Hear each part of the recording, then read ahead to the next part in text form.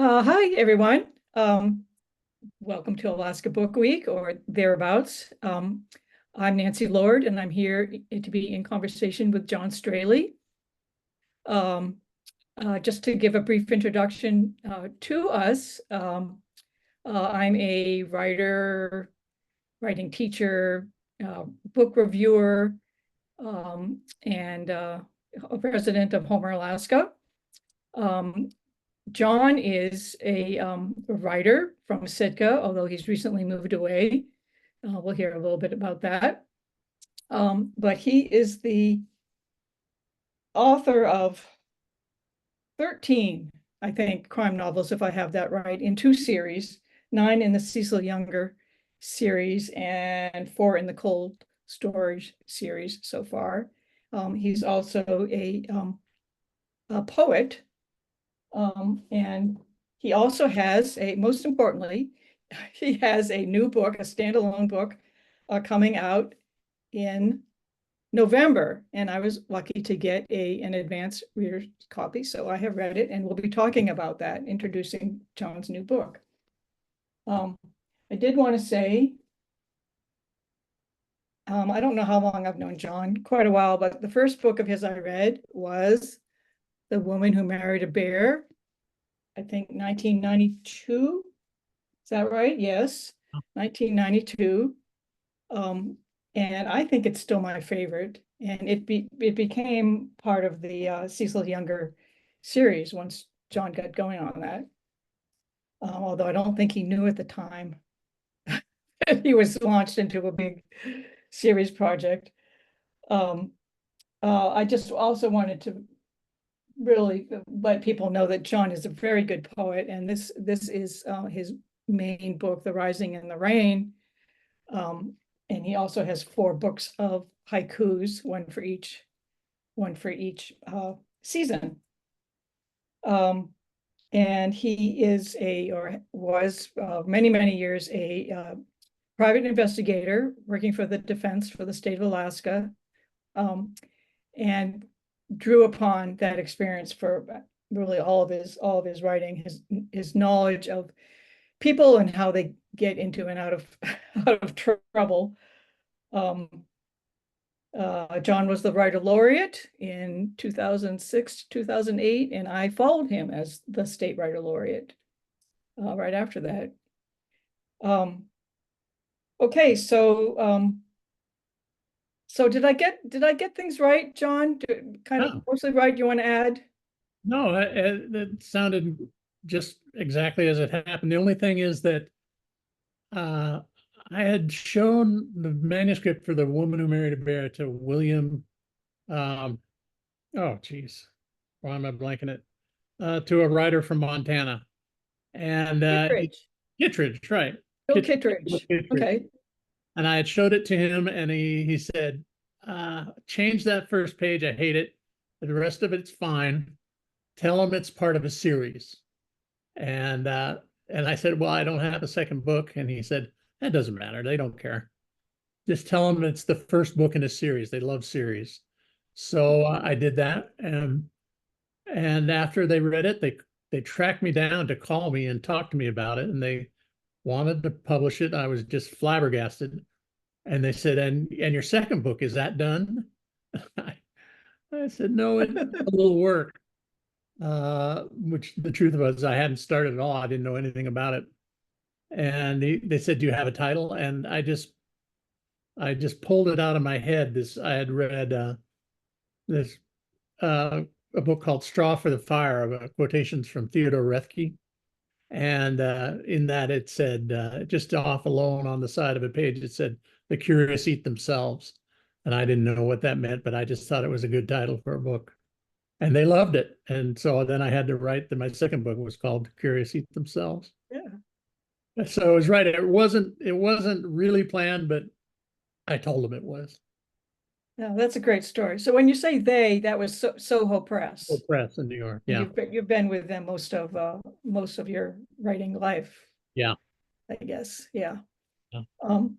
Okay, well, let's introduce Big Breath In. And if you would like to, and I just adore the cover.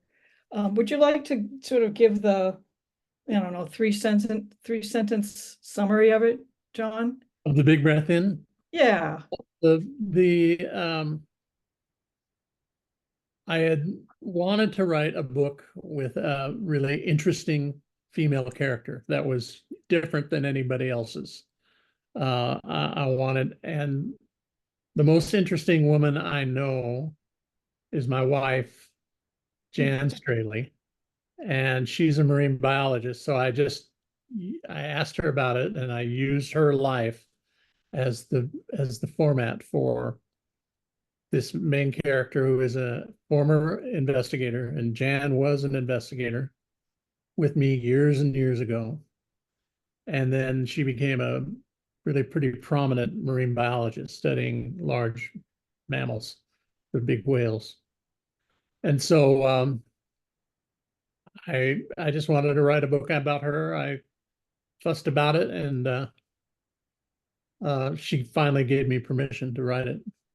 Um, she didn't finally give me permission. When I asked her, when I built up enough nerve to think I could do it, I asked her, and she said that it sounded like I really had given it some thought and wanted to write a book about her. And so she said that'd be all right.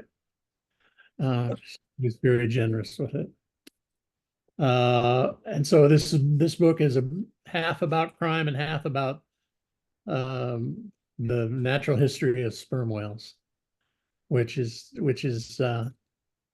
and there's a sort of a question always lying in the background of this book, or what are the commonalities between sperm whales and human beings? And I don't really know, but there's things that suggest themselves to each other. We're both mammals, and we both breathe in and out, And we both have big brains. and we both have big brains, and we both find ourselves in complicated, very difficult situations. As sperm whales have to locate each other. Their range, especially from the males, is the entire Pacific Basin, the world's largest ocean. And they're the ones that we studied. They're up in Alaska. So I thought that would be unique enough, and I decided to do that. Spend my time writing this story about Jan. And as payment to her, I let her pick her own name. Everybody that was in the book, I said they my son, and they could pick their own names. And Jan chose the name Delphine, who is a colleague of hers in France. I can read the prologue. It's only a page long. Yeah, if you would read the prologue for us, John. Okay. Several years ago, just before the last presidential election and before the Portland homeless riots, a group of jurors walked out of a well-heated federal courtroom in Seattle after convicting a defendant of murder, kidnapping, and child trafficking. A small squadron of cops and social workers soon moved on to other complicated disasters, but the Seattle Times ran a profile, both in print and online, of the quote scientist Gumshoe, who had been instrumental in the case. The scientist Gumshoe, they said, had broken up a small child trafficking ring and was one of the few private investigators to have aided law enforcement since the dubious contribution of the Pinkertons during the labor wars of the 1920s. The profile outlined her career working out of Sitka, Alaska, alongside her late husband, a writer and investigator himself. Just above the fold in the article featured a color photo with her and her husband, and the paper noted that she was more unique and adventurous than the fictional characters her husband had created. Even in a cynical age, the paper also noted that she had gone against type and had done her civic duty to a T. People who knew Delphine laughed at this characterization, and it would have made Delphine laugh as well if she had read it, which of course she couldn't. And then it goes in, the next page is page 1, chapter 1. So yes, that is just so great, John. But if I can just tell a little bit more about the story. So at the beginning, Delphine, it takes place in Seattle and then in other parts of Washington State. But Delphine has terminal cancer, and um, and her husband, her late husband named John, had died 4 years earlier in a bicycle accident. Right. So and at the beginning she's compiling her whale notes from her career as a whale biologist for her colleagues and students. And then she sees something on the street that grabs her attention and disturbs her, and then she kind of launches into an investigation as an amateur sleuth. Right. But I have to ask, this seems like it must have been a lot of fun to write, because you were working with, sort of your story, Jan's story. It's kind of more, strikes me as being more personal than anything else that you've written. But of course, it's fiction. So you've just had, it just seems to me like you've had fun, and there's a lot of kind of rollicking adventure stuff in it. But I don't want to just talk about that for a little bit. You had this idea, that you wanted to model a character on Jan. You wanted to have a strong female character, and then how did it go? And how did you decide to combine kind of the two stories, Wales and the investigation? Yeah. Well, it's it started, we were both going to the hospital in Seattle. And in front of the hospital, there was uh, a yellow motorcycle chained to a fence. And it was an old Harley Sportster. It was covered in grit. It looked like it had been there parked in front of the hospital for a long time. And it just seemed sort of ghostly to me and I wondered if someone had driven their motorcycle to the hospital and then never made it out to pick it up, that it was just stranded there.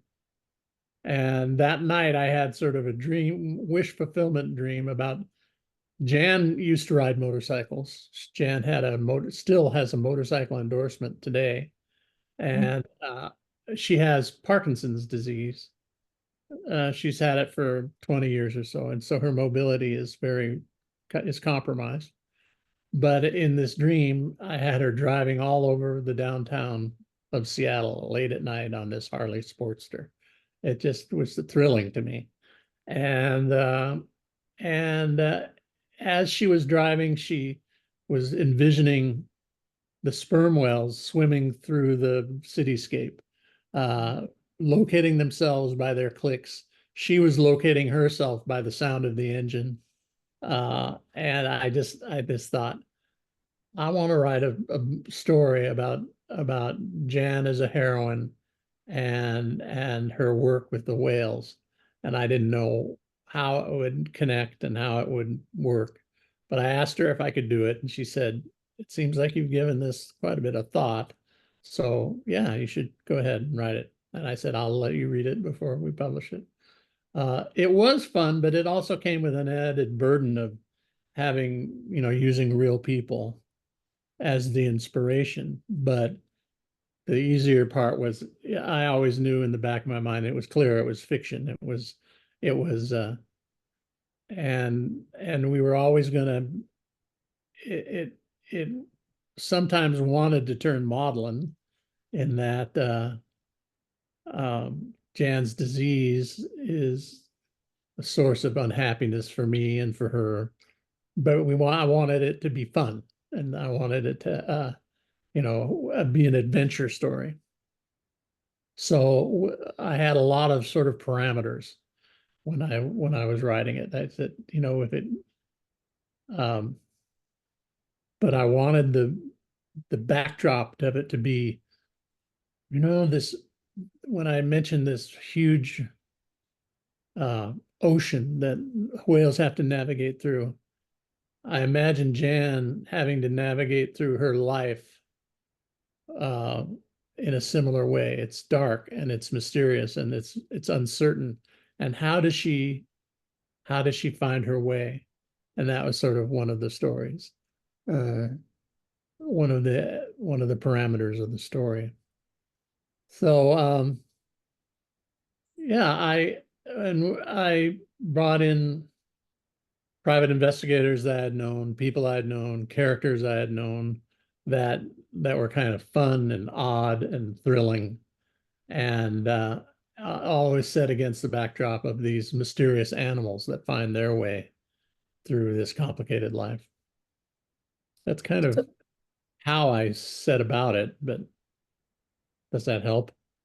Yeah, yes, that's excellent. We had hoped to have Jan appear as a special guest on this recording too, but she's in Sitka at the moment, and um, depending on when people view this, Sitka has had a broken internet cable and has been out of touch with the rest of the world, except with Starlink. So we were unable to have her. But I'm curious, John, and how involved she was in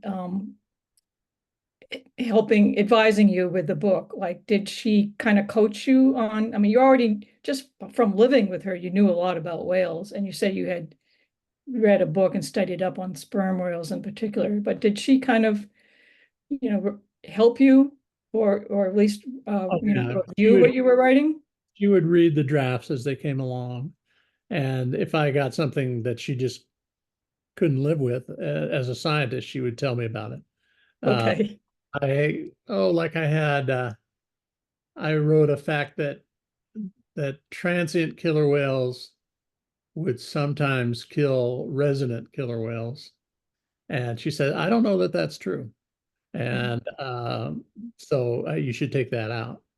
And I said, okay, and I took that out, and I and there would be facts like that. She's very conservative in her conclusion making in her studies, which also made her a good private investigator. She worked as a private investigator with me we did that together for a while as a way just to earn money. Um, and then we went to the marine mammal conference, and I'm kind of a gregarious guy, and people ended up talking to me as if I knew what I was talking about as a scientist. And she said that couldn't happen anymore. And so we split John Straley investigations into the criminal division and a science division. And I became the head of the criminal division, and she became the head of the science division. And we sort of stuck to our own lanes after that point. Yeah. So, I mean, it strikes me that the process of investigation applies both to, your professional work and also to the process of science. It's all about, posing questions, finding evidence, all that. So, I mean, how do you see those parallels? Yeah, I do. I think, especially like with Jan, she was very cautious before coming to any conclusion, and a good investigator has to do that, or else you just run headlong into bad decisions if you think you know the answer before you really do. Um, and there's a situation that I always think of as the discoverer syndrome, is if you as an investigator discover one fact, you have a tendency to make it the centerpiece of your case, Oh. just because of just sort of natural narcissism, I think. Um, and Jan is very good about, she was always very good about working collaboratively with her colleagues. And then it's just a very slow, ongoing picture coming into focus. And that's kind of the way I was as a private investigator as well. Don't rush to conclusions, but just keep moving forward. It seems like there's a parallel with writing as well, and I mean with art in general. It's about sort of asking questions, doing research, being curious about all things, and kind of pulling disparate threads together.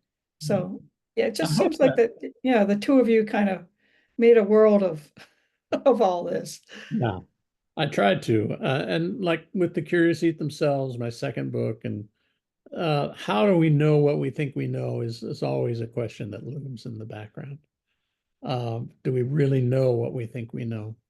It's sort of it's a constant, it's always a constant worry as an investigator, because you're in the end, you're trying to gain a sense of truth, but how do you know? How do you test it? And part of it is consistency, part of it is lack of contradiction, part of it is avoidance of solipsism. But it all of those things, just living your life requires all those things too. So I just want to remind people again that the book we're talking about is John's forthcoming book, Big Big Breath In, which will be out in November. So don't go rushing down to your bookstore quite yet if you're watching this during Alaska Book Week. But another question for you, John, about the whales. So you chose to kind of put the emphasis on sperm whales, and Chan's work was mainly with humpback whales, but with I think with whales more generally. But why did you choose sperm whales in particular to be curious about? Well, partly because of their giant brains. They they have the biggest brain of any animal on the planet. And this question of their intelligence. I mean, everyone, thinks of animals as whales as being super intelligent. But again, how do we know that? And if they're so super intelligent, how would we ever judge them? How would we ever, how would we know that? How would we put their intelligence into perspective? And there's ways, I mean, you can do it. Um, and so the sperm whales are fascinating. And also there's very, very little known about them because they're so remote. We think we know a lot about them, but we have miles to go to really understand what's going on. Humpback whales are fascinating. Um, they're coastal, so they're closer to shore, and they're much easier to study. I mean, and they are studied more than sperm whales. There's only a few real researchers that know anything about the inner workings of sperm whales. And Jan's, some of her most exciting work, I think, was with sperm whales. Sperm whales are known for wanting to strip fish off of the fishermen's lines, long line fishermen. And so she found a way to get close to them in ways that other researchers hadn't before by putting cameras on the long lines and being able to take pictures of them and watch them as they ate the fish off the line. And it was a fascinating thing and really dynamic. When you're out there with the whales, studying these large brain whales with, um, there's something very exciting and something dynamic about sperm whales. Whereas if you've been out with enough humpback whales, they're a little bit like studying cattle. They're just grazing through the ocean, and I mean they're exciting, but sperm whales have a whole other element, I think. Okay. So you're uh unfortunately for us, you have left Alaska, your longtime home in Sitka, and you've moved down to California to be near your family. Um, you're in John Steinbeck country now, and I know you've had um, a long connection and fascination with Steinbeck and his work. So, uh, do you anticipate using your new locale for more of this kind of writing, or what are you going to do now that you're in Monterey Bay? I'm still not used to living here. Yeah. Lived for 47 years in Sitka, and we had a beautiful house on the water. And we moved down here because Jan's uh, Parkinson's. We needed better access to more doctors and therapy, and also Sitka isn't in the winter and the spring when the ground is slick with wet ice. It's not the best place for a person with a mobility issue. But and also we love being near our family, my son, our son, and his two children.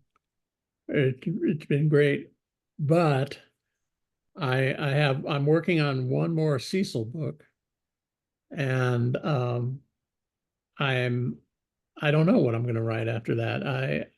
I'm sure I'm not um, the best at coming up with ideas. I usually write about things I've seen, seen or experienced or done. And I was always lucky to, when we lived in Alaska, to be able to see and experience and do pretty interesting, exciting things out on the water and with my work. I'm just going to have to see how uh, how it goes, writing about California and writing about the things that I see and experience here.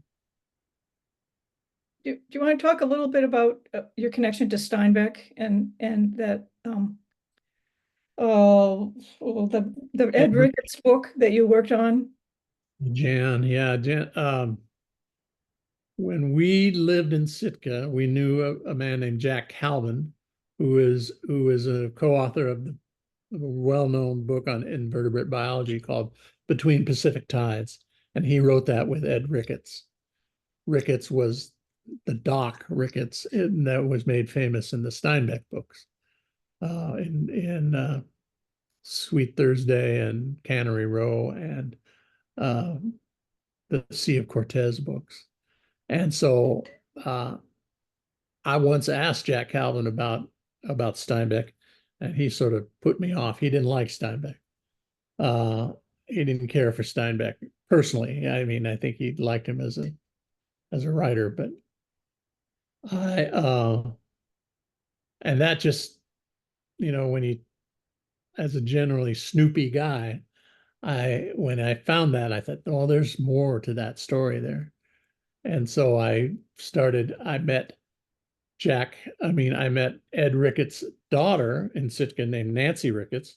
She just passed away this year at 99 years old, but she was a wealth of information about her father and about Steinbeck. And Jan and I would love to sit in the Pioneer home with her and talk about John Steinbeck and about her father. And uh, so I just developed a real interest in that. And that I'm there are all kinds of stories about the life that was going on in Monterey in the 20s and 30s that involved some Alaskan characters.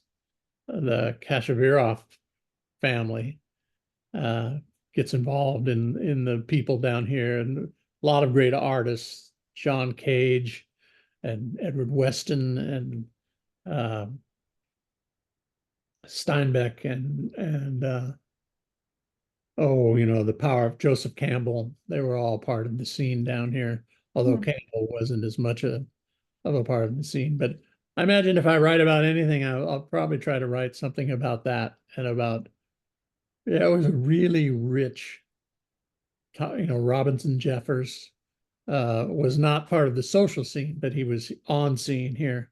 Uh, Really rich cultural stew of fascinating people and amazing women that Jan has always been interested in that didn't get their due in the in the cultural mix. But yeah, I think there's a lot more to be said about that. And then Steinbeck stayed home one year and he was mad at Joseph Campbell for a flirtation Campbell was having with his wife. And Ricketts and Campbell and Jack Calvin and Sasha, who had been Sasha Kashavirov, um, famous family in Juneau. Uh, they all took a small boat up the coast from Tacoma to Sitka and then to Juneau in 1932. And on that cruise, they made some important scientific and some poetic discoveries. They spent a lot of time talking about about the roan stallion by Robinson Jeffers, and about the place of human beings in this question of how do we know what we think we know, the question of human consciousness. All kind of arcane stuff, but fascinating. These people were real adventurers, and they were real uh, pioneers in a field that would eventually become deep ecology and sort of a studying of the principles of nature in the principles of art and culture. So what is that small book that you put together, you and others put together?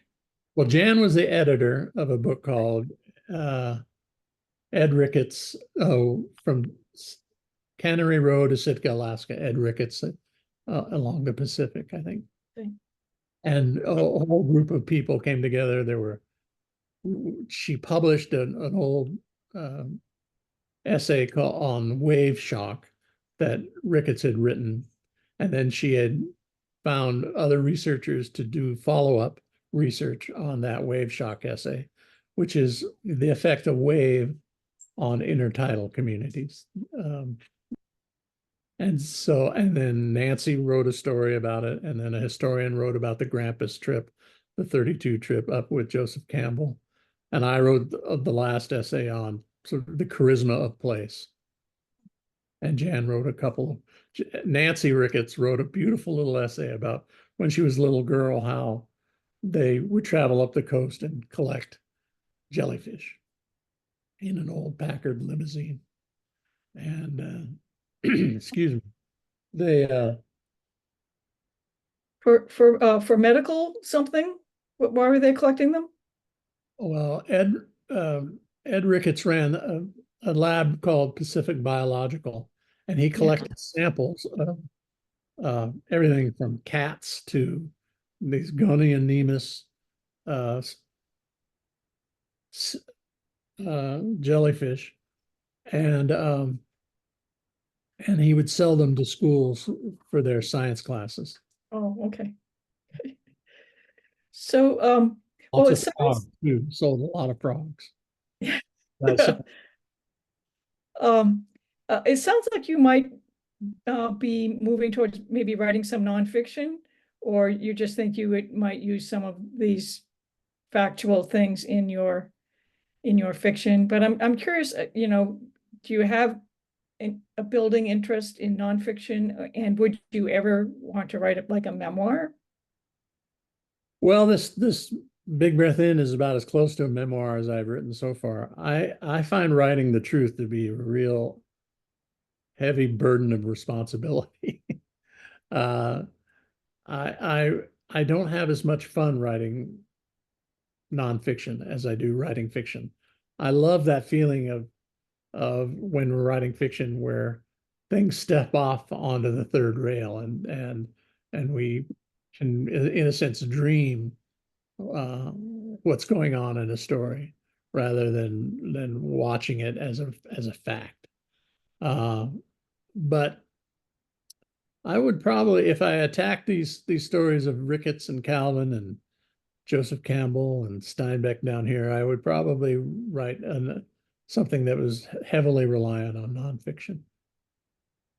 But there are a lot of people that have already done that. So Hmm.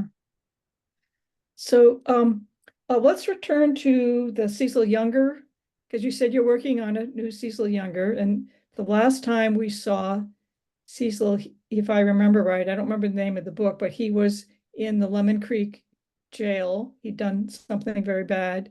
yeah, His daughter was now a teenager, and she had become a kind of uh, independent sleuth or investigator. So yeah, so you couldn't just leave him in jail.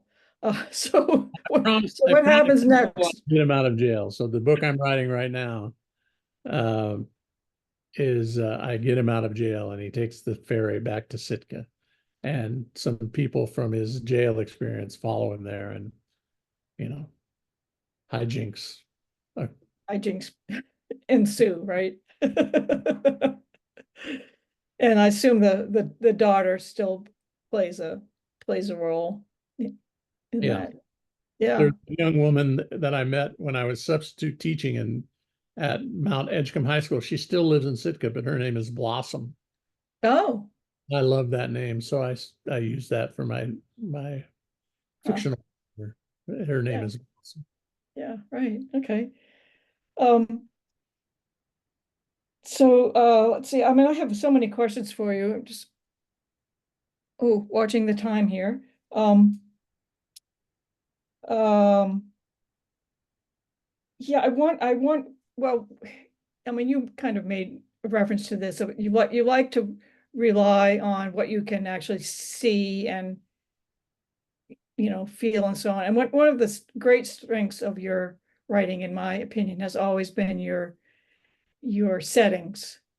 Oh, Um, you know, like in Southeast Alaska, it's the way the trees drip and the ravens fly and the waters, wave, all yeah. that. So, and so yeah, so now you've got kind of a new place to explore, but um, I guess I don't know what the question is. Um, how do you think about incorporating settings and the environment into your work in a way that, provides not just like background, but it's kind of provides meaning to what the stories are about and where they're going. Well, I have kind of a not a very intellectual way of thinking about storytelling. And I think stories start in a world, in a place. And those places have detail, distinct, and they're dynamic. Nature surges through them, and like yesterday or 2 days ago, I was walking along the trail that goes around our little community, and a bobcat just came bounding out of the trees and crossed the trail right in front of me. And it's a big, much bigger than a house cat, smaller than a cougar, but a wild animal. And I just that's the kind of thing that sets my imagination alight. The so place is the beginning. In the beginning there was darkness, and then God created heaven and earth. It started with place, and then He created human beings, and so then I think, well, only certain people develop in certain places.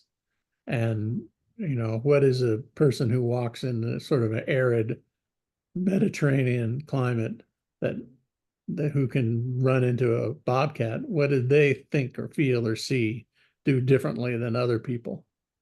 Um, and that's why I put so much emphasis on place, because the place is shaping the characters, and the characters are your way into a story. The characters are the thing that gives it verbs, action, doing. That's the kind of thing that really interests me. Yeah. So place setting has always been real key to me, because it's the birthplace of character. Mhm. Well, Yeah, nicely said. Right. You can't separate the place from the characters. yeah. Yeah. Another question about all of your work, I think. Um, you often have a lot of sort of gruesome details, uh, Yeah. that, kind of, sort of violent things that happen because, a lot of your characters are criminals of one sort or another. But you also have a great sense of humor, and you somehow combine those like on the same page. And I'm just wondering how intentional that is, or it's just how you perceive things and think about them. Well, And I think violence and humor are born of surprise. When I was a kid, I remember I was worked in the woods in Washington. I was riding a horse, all day long, and through the dust. And I came around the corner, and there was a hawk eating a rabbit right in front of me.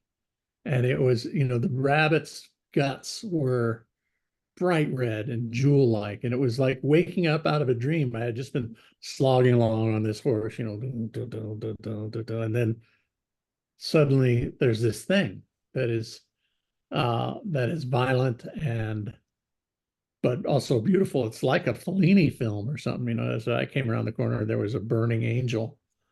But uh, it's a surprise, and humor, when it works best, is a surprise as well. One, tragedy, the awful stuff points to an ending of death or mortality, and thinking of mortality.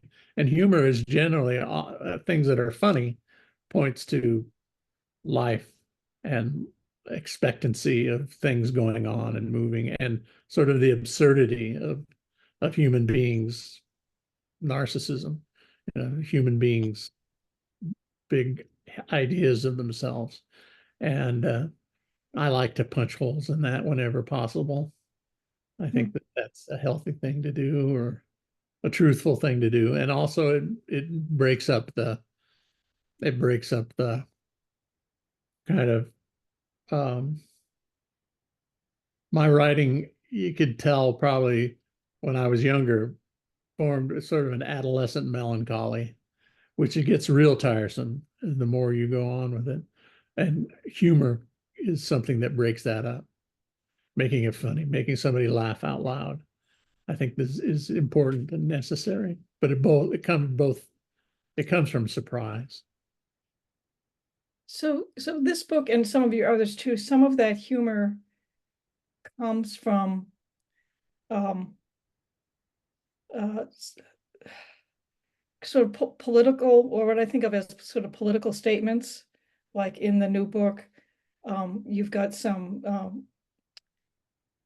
kind of references to, I think, American politics. There's a group of sort of neo-Nazis that are like the Proud Boys, Yeah.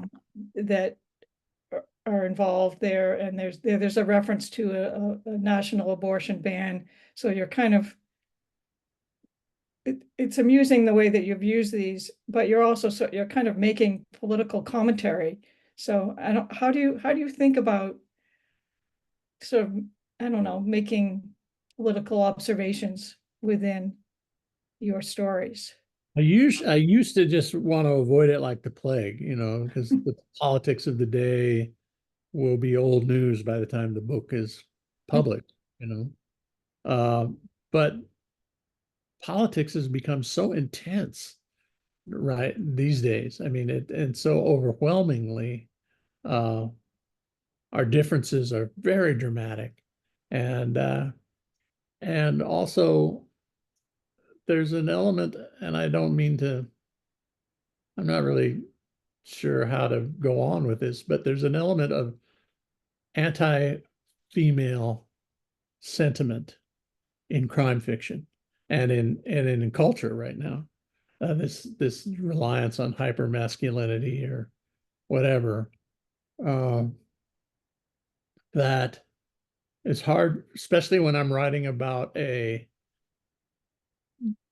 smart, independent woman. It's hard to avoid, for me in the thinking about it. There are hostile forces in the world that I just felt I needed to comment on.